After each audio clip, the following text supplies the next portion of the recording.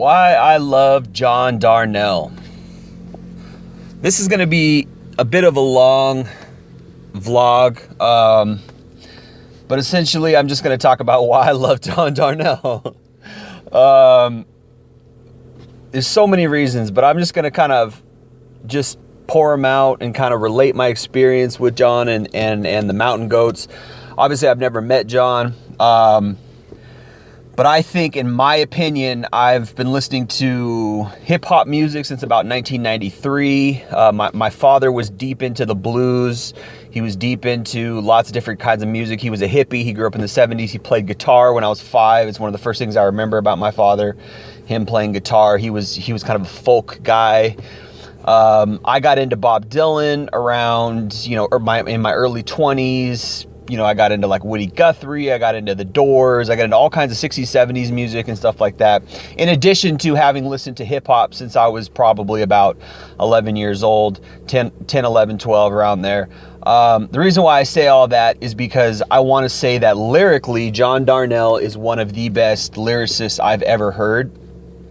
In addition to just having one of the most, melodic voices and very unique way of singing and unique way of sort of fusing folk, punk rock, and emo rock, or emo, I don't even know what that's called. I had a friend in high school who was really into emo. I was never into the emo scene. He took me to a couple like small concerts, and he kind of got me into a little bit of that type of music, although it never really caught me, and I never really got too much into it because I was a hip-hop guy.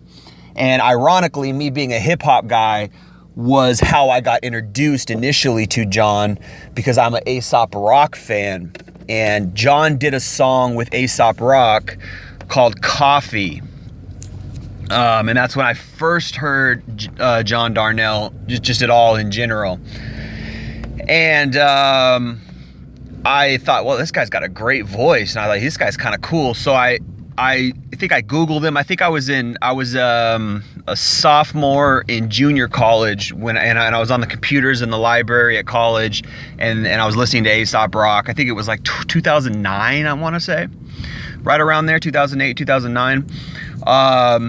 And like I said, I heard that song Coffee, and then I Googled John Darnielle, and I found out he was a lead singer for a band called the Mountain Goats.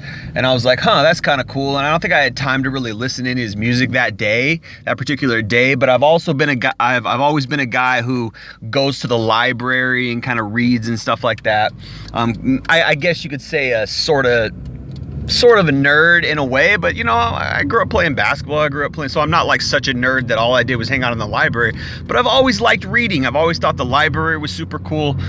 Not sure why I'm telling that particular part of the story, but I was at the library, okay? And at the library, ironically, they have CDs sometimes, and they got some good CDs sometimes. And I was at the library, and I just stumbled, and I think it was like a week later too. It was so crazy. It was like it was meant to be or something. And I stumbled upon the Sunset Tree, which is in my opinion the Mountain Goats' greatest album, because it's sort of semi-autobiographical of John Darnielle's life. I believe with his relationship with his stepfather, kind of being abusive and things like that. And anyway, I listened to that album back to back constantly for about 2 weeks straight, every day, all day, because it was so good. I mean, just so good. And believe me, that is not the type of music that I listen to. I am not that type of guy. I listen to rap. I listen to hip hop, whether it's gangster rap, hardcore rap, whatever you want to call it. That's what I've always been into. I like rap. Okay, I'm not emo type of guy. I mean, yeah, I'll listen. Like I said, I like music in general, but my favorite genre is rap. So, I'll listen to Tool, I'll listen to A Perfect Circle, I'll listen to System of a Down or Deftones. I'll listen to like a lot of different stuff. Henry Rollins Band a little bit, not a whole lot of Henry Rollins Band, although I like him as a person. Anyway, so I'll listen to a lot of different stuff. Just to hear good stuff, and that's kind of why I started listening to the Mountain Goats. But usually it's like I don't constantly listen to it. I'll listen to it And if it's good, I'll always listen to it. If it's good, I'll listen to it for life. And so for me, how I've been with my music taste is I have like 10 or 20 staples that I call staples of music that I just listen to for my whole life. And it's usually the same people, and it ranges from people like from back to the mid 90s to the 70s to the 60s. Like I said, Dylan is one of them. I like the Doors. Pretty much almost every decade until like maybe the 1940s or something, I've got somebody from that decade and in certain genres that I listen to, perennially. And John Darnielle is one of those guys. The Mountain Goats is one of my favorites. I always come back to the Mountain Goats. I love the Mountain Goats, right? And like I said, I'm a hip hop guy. I mostly listen to hip hop in addition to that other little stuff. So I found the Sunset Tree and it blew me away. It's one of the best albums of all time, period. And John Darnielle is one of the best vocalists. And he's one of the most unique vocalists of all time. And his voice is so unique and so great. And, that's what I love about him. But also, I love his soul. I love John Darnielle's soul. So for me to say what I love about John Darnielle, it's everything. It's his soul. It's his lyrics. It's the way his voice sounds. It's, particularly, the things he's been through, right? And how he puts that all into a record is just amazing. So, I discovered the Sunset Tree, and then there's a lot of other songs of his that I just love that I listen to that I just think are so good. I think that album really, the Sunset Tree really, it really helped heal my soul. It helped me in ways that I didn't even know I needed help. My father was dysfunctional. He was an alcoholic. We had problems. Actually, this is right here is pretty beautiful. You can't really see it because my phone is not that great. But there's a little meadow here that I like to stop by and film videos at sometimes, and it's really beautiful today. I wish you guys could see it better on this phone, but people are out here walking their dogs. But like I said, my father was dysfunctional. So when he's talking about, in that song Lion's Teeth, when he's talking about jumping in and fighting his dad, his stepdad, and I assume because and here's what I love about Darnielle so much is that there's so much implied. He leaves lyrics out. He leaves details of songs and details of lyrics out, and it's implied. Now that's how you know you got a good writer on your hands. When they write something, they write a lyric or they write a story or whatever, they write a verse or a page or whatever, and your mind does most of the work. Whereas all they're doing as a writer is they're leading you into the imagination of the scene. That is when you know you have a prolific writer, is when they don't have to detail the scene necessarily. They can just write little certain clues about the scene, and you just see the scene pops out in your head. And that's how, and because they do that, it makes the scene more profound. It makes the scene more, powerful. And when he wrote Lion's Teeth, it was like, I felt that because I've had experiences where, my dad was, drunk or he was out of it. He was assed out on the couch or whatever. And, you feel something about that. You want to punch the guy. You're like, what are you doing? And you're a kid, and you're like, what are you doing? Why are you drunk? Or why this? And that's how John is so prolific, because he's been there and he knows that, and he's been there and he knows that, or else he wouldn't be able to write something like that, right? And okay, he was a counselor, so he's talked to a lot of people, and I understand that a lot of his music is hypothetical, like he has hypothetical characters and things like that.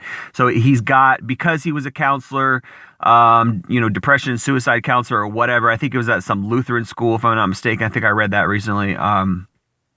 He was a counselor for depressed boys or something like that, or just depressed people in general.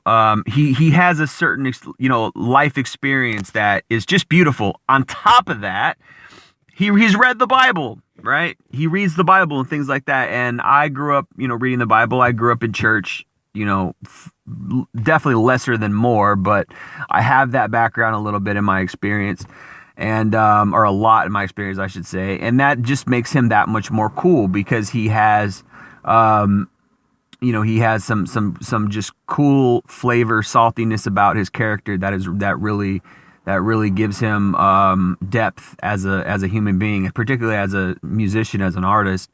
And you can hear it in his lyrics. So obviously, Lion's Teeth, that description there when he jumps in and fights his stepdad because his stepdad's abusive. God, that's such a great song. And just the vocals and the melody and the, sonically how good that sounds. I mean, I love is such a beautiful song. Pale Green Things, I think he's talking about his stepdad dying in that song, if I'm not mistaken. Or somebody's dying in that song. Beautiful, gorgeous song for anybody who's, experienced the passing on of a loved one, or he just captures the emotion of life so well. He captures the sadness of life and how you would really want to do justice to savoring a sad mood. Life passes away. Life is beautiful while we have it, and then it passes away. And Pale Green Things is just like, it's just sonically, it expresses that so well, like how beautiful life can be, and we experience it, and then all of a sudden someone's gone or we're gone, and it's like, it captures the transient nature of life, and it makes it beautiful, and it's just, God, it's just so profound. And he's hands down the best lyricist, the best artist that I can think of in the last 30, 40 years. I think since Dylan, I can't think of anybody in the pop rock or rock and roll, punk rock, emo rock, any genre that can capture moods and portray moods that John Darnielle has done. And believe me, I'm not an emo rock guy, but I love what he does. I love his band. I love it. They're just perfect. And that's a special kind of talent. A Bob Dylan only comes along once in a lifetime. A John Darnielle only comes along once in a lifetime, period. That's just, a Woody Guthrie only comes along once in a lifetime. These are a Johnny Cash only comes along once in a lifetime. These artists are so prolific that there's just something magical about them. There's something special that is not even superstardom. It's not even on that level. It's a higher level than that. It's just profound. It's uncanny how, anyway. So what else? I mean, there's just like every song on that album is amazing. This Year, I'm gonna make it through this year is a great song. Dio Lod or however you say that, is a great song. Up the Wolves is a great song. The whole album from front to back is just amazing. Dance Music is a great song. It captures a soul. It captures a time in someone's life. It just captures the spirit of being young. In one song, he's like, I am young and I am good, or something. It's just so, like, he can just say two lines, two little phrases that just captures everything. I think it was, I was reading an NPR article that was so good. It was talking about that song, No Children, which is not on the Sunset Tree album, but that's a fantastic song as well. I also like the song Cotton. There's so many songs. Damn These Vampires. The list goes on. I love all his music. It's so good. It's never not good. He's got some songs that are kind of like filler songs, granted. There's only a few artists that I can say that they just never have a bad song, or their songs are never boring. And okay, he's got some filler songs, and he might even have some filler albums. Some stuff that's like, all right, whatever. That's definitely the Mountain Goats. That's definitely John Darnielle, but he's got magic, man. He's definitely got magic. And, like that phrase in No Children, which is, I hope you die. I hope we both die, or whatever. And it's like, I was reading that NPR article. I'm like, that is so profound that those lines and that song could touch so many people. And he was talking about how I also love that song Autoclave, which I'm going to talk about in just in a hot second here. But it's amazing how he can touch so many people who are profoundly messed up. But he was also talking about how the counselor in him was worried that people kept coming up and asking for that song, because that song is actually about dysfunction, which is so interesting that how he crafts his albums on certain thematic, events of people's lives and certain characters over the course of his albums, which is great and amazing. Like, that's so cool that he does. Like, who else does that? I don't even know. Like, a hypothetical character and a hypothetical theme throughout your albums. But that's why I like the Sunset Tree so much, because it's partially autobiographical, which I think is amazing. Which is something that I've found so profound about John, in that he's mainly from Iowa, which is just a bumfuck state. Like, who the fuck, bumfuck Iowa? Like, who the hell, like, what's great about Iowa? What the fuck do they got in Iowa? Like farms? I mean, when you think of Iowa, I think of Larry Bird, but Larry Bird isn't even from Iowa. He's from Indiana. And it's like, Indiana's better than Iowa, and Iowa's shit. Pardon me, Indiana's better than Iowa, and Indiana is shit. All they got is farms. So it's like, what the fuck do they got in Iowa? Iowa is like the South Dakota of farm states or something. Like, it's not even the best Dakota. It's not even the best farm state, like Iowa. Like, what the fuck they got there? But anyway, sorry, they got John Darnielle. And anyway, I know he was partially raised in, I think, Medford, Oregon, and then somewhere in California. And to me, it's like he's been everywhere. Like, he's got songs about Tallahassee, Florida. He's got songs, about Tennessee or whatever the fuck. He's got songs, about Texas, all hail West Texas, or Lubbock, Texas, or whatever the fuck. Just very, very unique character that can bring all these different elements into. And I would say this at this point is John Darnielle comes across very much as a liberal to me. He's very much he's probably Generation X. I'm about 98% sure he's Generation X, but he kind of comes across like a millennial liberal, which is weird, because millennial liberals I generally do not like. I don't generally like millennial liberals. I don't agree with their politics. I don't agree, with their perceptions. I don't agree with their sentiments. I don't agree with their character 9 times out of 10. But occasionally I'll meet one that's kind of cool. And I will say this. I grew up in Spokane, Washington, right? I was born in Moses Lake, Washington, which is a fucking cow town, middle of nowhere, one-stop shop. Fucking, this guy just drove by. You can't see him, but he just drove by looking like Dumb and Dumber when they got the moped. Some guy just drove by looking like Dumb and Dumber on a moped. Anyway, yeah, this is a pretty cool spot right here. But yeah, I grew up in Spokane, Washington, born in Moses Lake, Washington, which is middle of nowhere. Left when I was 8, and I'm glad I did, because there ain't shit in Moses Lake, Washington. It's like a little stopover on your way from Seattle to Spokane, or on your way from Spokane to Seattle, whichever way you like. But I grew up in Spokane, Washington, which is a highly conservative area. However, a lot of people might not know this about Spokane, Washington, but there's a lot of cool liberals in Spokane, Washington. Kind of cool, We've obviously got the far right liberals, which are, these kids are into communism, and they got Che Guevara shirts and shit like that, and they don't know shit about Che Guevara, but growing up in the 90s, you had that. You had dumb kids who would buy the Che Guevara shirts and think communism was cool when they really didn't know shit about communism, how fucked up it is, or how fucked up Che Guevara was. Just read the accounts, or watch Stefan Molyneux's breakdown on Che Guevara. Anyway, that totally changed my mind if there was ever any doubt about communism or Che Guevara. But anyway, but yeah, you got those kids in Spokane. But the cool thing about Spokane, I've lived in Seattle probably for about the last 10, 15 years.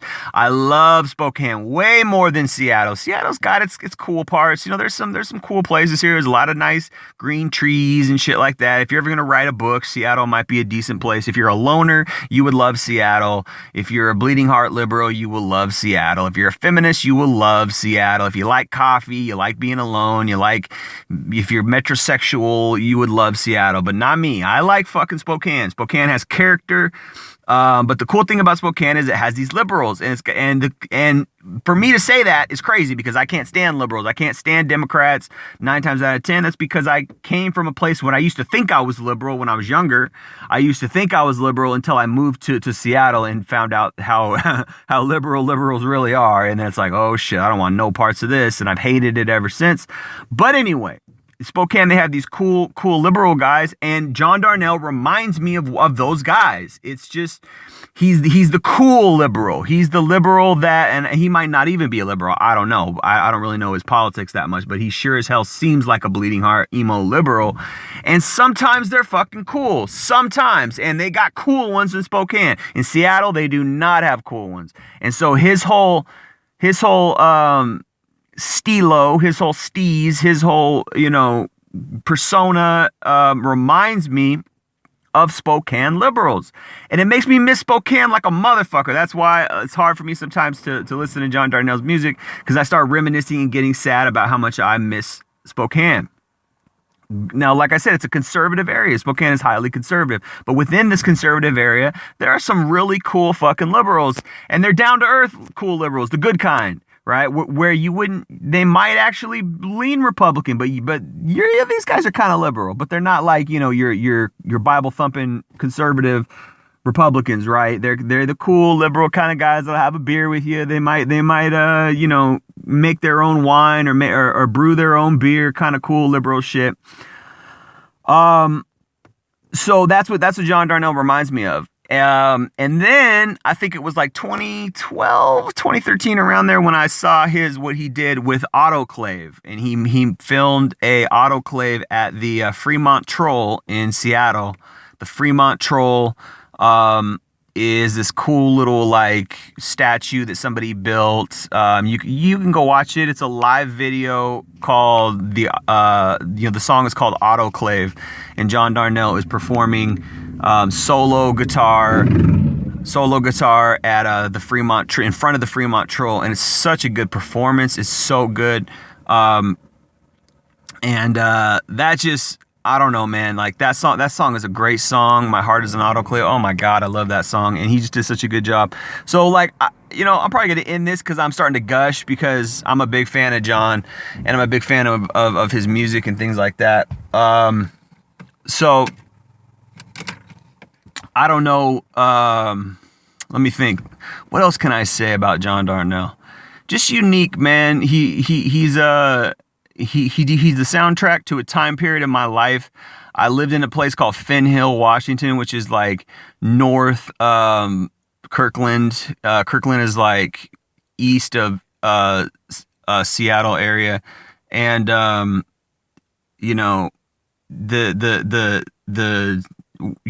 soundtrack, or I wouldn't say the soundtrack, but the album, The Sunset Tree, really just basically was a soundtrack to a time period in my life where I was really enjoying this place called Finn Hill, Washington, which is basically like this like kind of plateau, kind of mountaintop in the city of Kirkland. And I'm not, like I said, I'm not a fan of Seattle, and I don't even, Kirkland people is called the east side of Seattle, which is basically across Lake Washington, which divides Seattle from Kirkland, and it's all fucking Seattle bullshit. But there's a little place which is sort of in the middle or more north of Kirkland, and it's called Finn Hill, and it's where I lived for about 10 years of my life.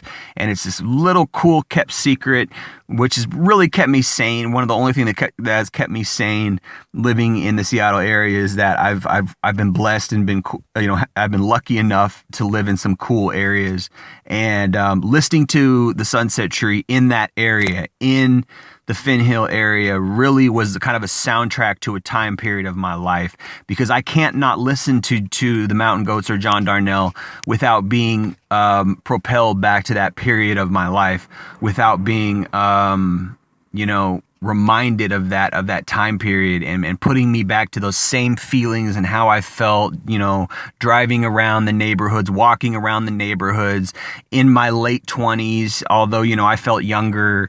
Some people feel old when they're 27, 28. I felt very young when I was 27, 20. I felt like I was a newborn babe in a lot of ways because I had a hard childhood, being, having a dysfunctional family and things like that. So I missed a lot of, growth periods in my life. I missed a lot of key periods in my life, and that soundtrack helped me. It was kind of, I don't know if the cathartic is the right word, but it was therapeutic because, listening to what he, his experience in that album and then listening to what he went through in that time period really helped me to kind of get through some personal things in my soul and in my heart that I really didn't know was there, and basically also really helped me grow, and also at the same time just kind of took me away from my problems, took me away from my pain. In addition to that, it was a soundtrack to to my happiness. It made me happy in a time period. It placed me in a certain frame of mind within my own neighborhood that I didn't know I could ever have. And it sort of connected me to my neighborhood. As weird as that sounds, it connected me to these upper middle class people living in this nice, quaint little neighborhood that I never knew could exist. And you could probably Google Maps that. You could do, Google Street View and go through the neighborhoods of like Finn Hill, Kirkland, St. Edward's State Park, Denny Park, and all this little area that was so unique. And I'm so blessed to have lived there for 10 years. I've moved now. But that place and that time period will always be in my heart. And John Darnielle did that for me. He helped that become home to me. He helped that neighborhood become home to me. Walking every day in that neighborhood, I'd go for daily walks because it's good for your health and it's good for, your body and exercise and things like that. I would go for daily walks, and it was so therapeutic to listen to his music while I was walking on an MP3 player, or just, staring out the window and listening to his music. And I lived in this condo, but it was like we lived on the second story, and there was like a bunch of trees and birds and stuff. And so we would look outside, and it wouldn't be like someone's fence or something. It was definitely looking at someone's backyard, but because we were on the second story, condo area, as I was looking outside, there was just trees and birds. So like I'm looking out my window and I'm enjoying this great album and this great music, but it's trees and birds, and it's just this beautiful thing. Just like this big tree here, like I don't know what it is with me and trees, but like I fucking like trees. I don't know. There's just something therapeutic about them that's so beautiful. It's almost like God put them here for us. And I think that nature and the earth and things like that is there for us. I think it's there for our therapy. I think that and music as well is there for our therapy, right? I mean, we've got a whole book in the Bible called the Psalms, which is basically a compilation of songs. Psalms means songs, and it's basically songs or poetry in song form that was written by King David mostly, and some other kings and important people in the Bible and things like that. Which is amazing, and now we got all these people are out walking because of the coronavirus and stuff. And all these people are out, they have to, because they're just staying inside, and a lot of people are out of work or whatever. A lot of people are not essential employees. So a lot of companies have been shut down for the last month. So people have been getting out. But see, I've been doing this for a long time because, I had depression and things like that. So for me to get out and walk around in my neighborhood, to see, nature, to see places like this little meadow here, like that was normal for me. Like that's something that I learned early on. I took after Henry David Thoreau. When I was in high school, senior year, I found a lot of Henry David Thoreau quotes. I was really into, I really got into philosophy, and I got into poetry, and I learned about, the early Americans, like the 19th century Americans, like they didn't have TV, man, and they didn't even have books that much. So they would have to get out and go and enjoy all this beautiful, beautiful land, this beautiful area. I mean, that's the thing, that's what's so beautiful about America is it's just so gorgeous in its natural landscape, and we ignore it because we're worried about what's going on American Idol and fucking MTV, and it's like so stupid what we're doing. And anyway, so for me, like, I've always been the guy who's like, nah. And in fact, I tossed my TV. In last time I had a TV that actually worked had to be like 2006, 2007. And I just tossed it one day. I was just like, you know what? I'm done. I'm not watching fucking TV anymore. Of course, the internet came out, and, you know, that kind of is almost like TV. But at least with the internet, you know, you've got control over the content that you watch. I don't watch TV, man. I do not watch TV. I'm so glad. One of the best decisions I ever made was to stop watching TV. One of the best decisions I ever made. Really, my life improved greatly. And because, you know, you start reading, you start getting out of that whole matrix. You get out of that whole mindset, and you get into something else. And one of the things that I got into was like enjoying nature, going for walks. Although I really would have loved to go camping more, I didn't. And it's one of my biggest regrets in life is that I haven't gone camping enough. I've only gone a handful of times in my life. Camping is wonderful, but it's just something I never really had friends to do it. I never really wanted to go by myself. I didn't have people who I was friends with were never